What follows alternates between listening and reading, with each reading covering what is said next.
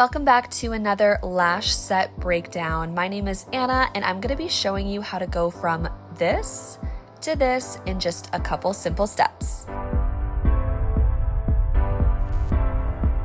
If you haven't seen any of our previous lash set breakdowns, go ahead and comment below and we will send you the full playlist to binge at home. For today's breakdown, we're going to be diving deep into this bold flat lash hybrid set. This is Paige. You may recognize her from a few of our previous videos. She is our beautiful model today, and we're going to start off with a basic assessment of her features to help us create this custom lash set. Starting off with her eye shape, I can see that she has almond eyes, which suit pretty much anything, and our goal is to create a mock cat eye shape. So what that means is we will be giving her the appearance of a cat eye shape, but it won't be achieved by following a traditional cat eye map. Instead, we're going to modify our mapping so that our longest length sits here instead of here. Reason why is because if we placed our longest lengths on the very outer corners, the set's going to look droopy, and I know that because her eye shape and lashes descend downwards, and nobody wants a droopy eye, right? We want to make sure that we're keeping this area lifted. So I'm going to place a dot right here, and when Paige comes in for her set, I'm going to use a mapping pen to mark this exact section, because guarantee when she closes her eyes, I'm gonna have no idea where that spot went. Also, if you want a more in-depth tutorial on how to map with the eyes open, just go ahead and comment below and we'll send it over to you. So now that we've determined that we want our longest length here, we need to figure out how big we want this section. So let's talk a little bit about the emphasis area for a second. Your emphasis area is typically the largest section using the longest lengths in your set to emphasize a certain part of the eye.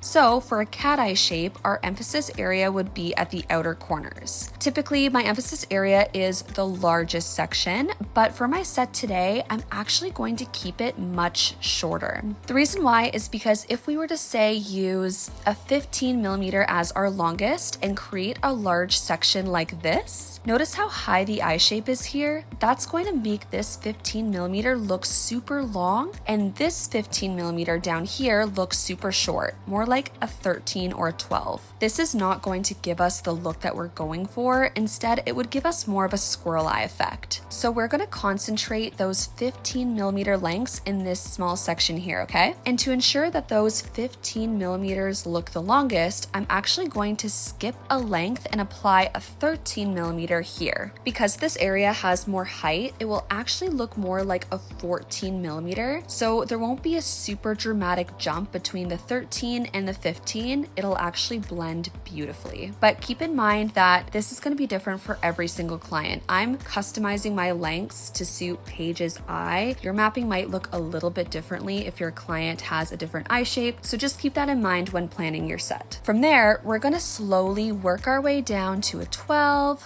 11, going all the way down to 8 millimeters on the inner corner. So this is how our top layer map is going to look, and this will be done with all 0.15 individual flat lashes. Now let's move on to the bottom layer. This is the fun part because now we've put in all the groundwork for building the shape on that top layer, so the rest is simply just adding in darkness. I'm going to be using our 3D flat lash pre-made fans. They are made up of 3.15 flat lashes, and for those of you who don't know, flat lashes weigh 40% less weight than a standard classic lash. So these fans are not heavy whatsoever, and this is actually the most amount of darkness you can achieve from a 3D fan. So if you have clients who have weaker natural lashes that can't handle a ton of weight, these will be absolutely perfect for them. So now we're going to fill in the middle and bottom layer with these pre-made fans, and this is the mapping pattern that I'll be using for each section of my set, and this will help us achieve what I like to call a gradient effect, where all of the darkness is concentrated at the lash line and slowly fades up to lightness at the tips, like a gradient. So those are the lengths and products I have planned going into the set.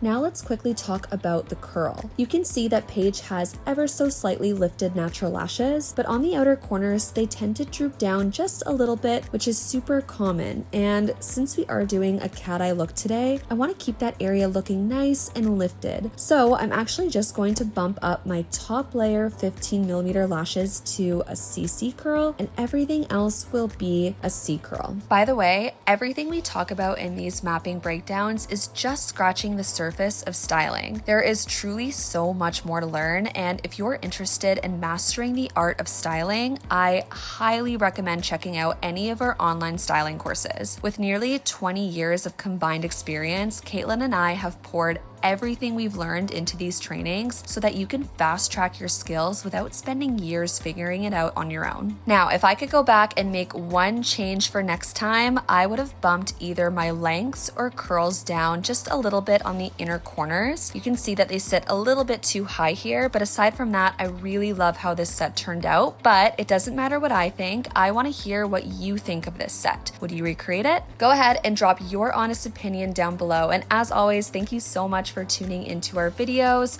We appreciate your support so much, and we will see you on the next one. Bye for now.